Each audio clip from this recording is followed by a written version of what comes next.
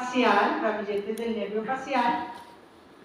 Esto que ven acá son los elementos que cruzan por la glándula parótida. Entonces, cuando a ustedes allá en el anfiteatro les preguntan un examen en un corte transversal de esos que no se ve nada, que de verdad yo los admiro porque ustedes sacan conclusiones y eso es lo que me gusta, que sigan viendo cadáveres todavía. Hay universidades donde no ven cadáveres, entonces el Rosario en este momento no ve cadáveres.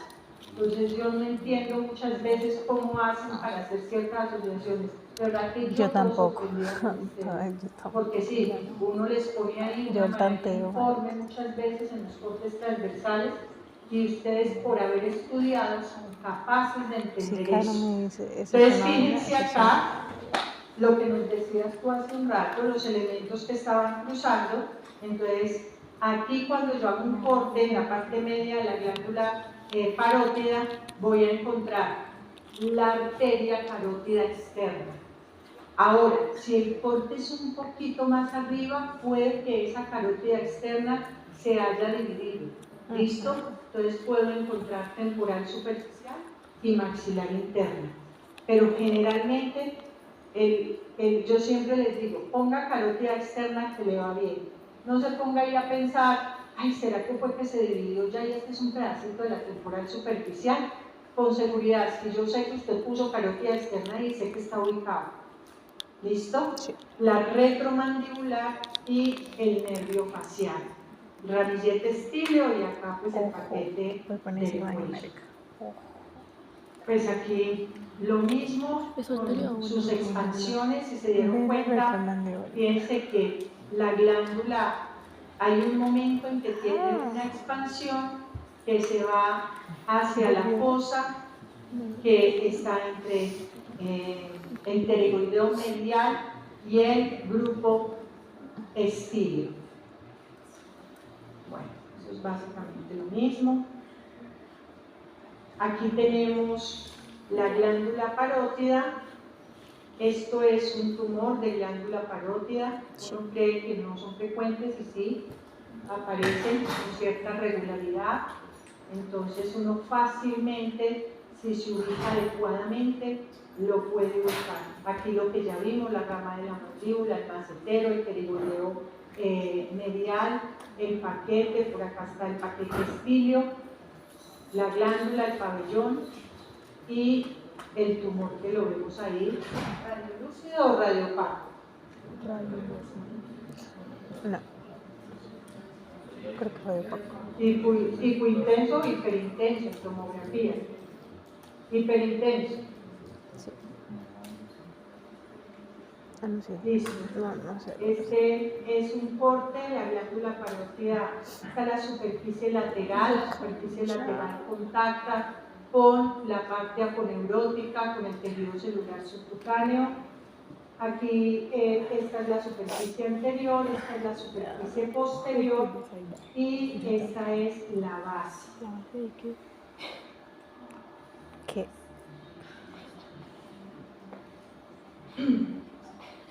Ahí tenemos nuevamente los elementos que hemos mencionado. Acá el nervio facial, aquí la vena retromandibular, la arteria carótida externa, el músculo digástrico, la mastoides, no está ahí representado el esternocleido, el paquete, la arteria carótida interna, la vena yugular interna, y aquí pues esta carótida estaría dando una hacia superior, que es la temporal superficial, y la maxilar interna que se va a meter a la fosa infratemporal. Estos elementos los vemos más adelante. El conducto parotídeo, acá en la disección. Esto que ven acá son nervios, las ramas del nervio facial, y este es el conducto parotídeo. Finalmente acá, la arteria transversal acá. Okay. Ahí nuevamente el paquete de los filetes del nervio. Aquí lo vemos perforando el músculo bucinador para entrar en la cara.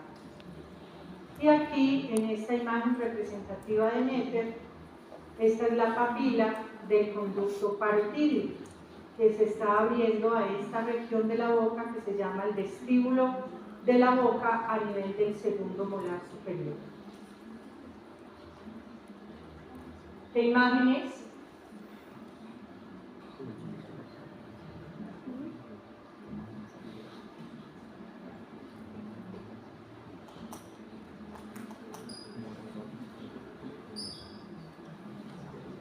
Pues en ocasiones es necesario observar si hay obstrucciones del conducto o de los conductillos de la glándula. Entonces se pone un medio de contraste ingresando por la papila y se saca una imagen como esta que es una cialografía.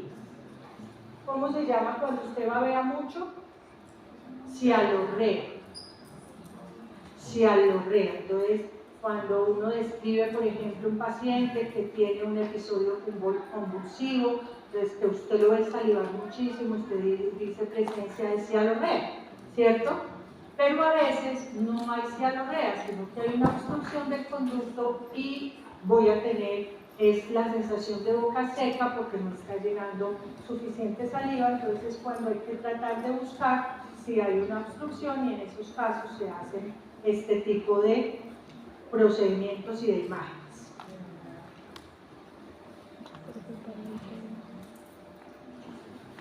Cuatro minutos. Listo. Entonces, angiología de la cara superficial, arteria y vena faciales.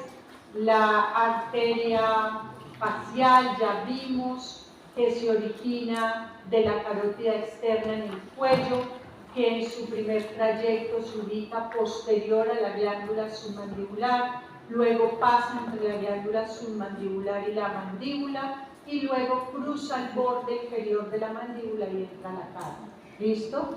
Cuando ya vamos a mirarla en su recorrido, ella entra a la cara, tiene un trayecto diagonal y termina a nivel de aproximadamente la comisura interna del ojo, pasando por la cara externa de la nariz, y es donde la llamamos angular, pero en ese recorrido ella da ramas.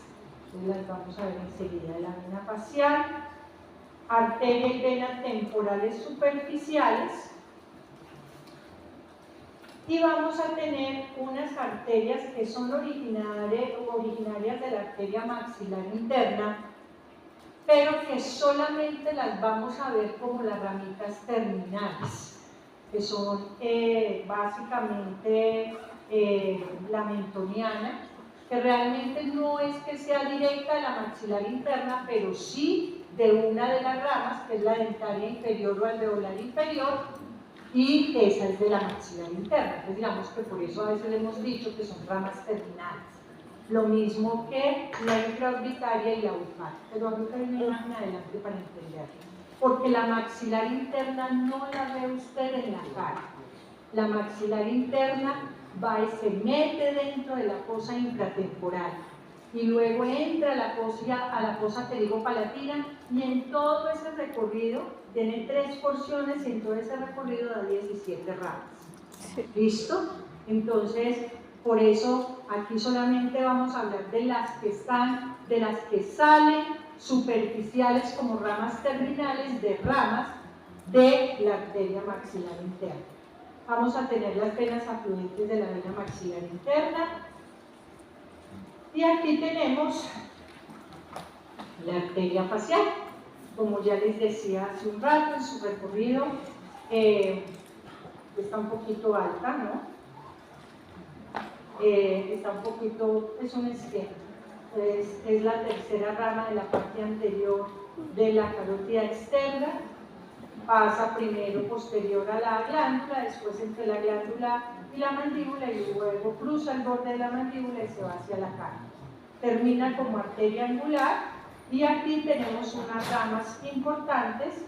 Ella va a dar rama labial inferior, rama labial superior, una nasolabial, y aquí tenemos la carótida externa que continúa su recorrido. ¿Esta qué arteria es?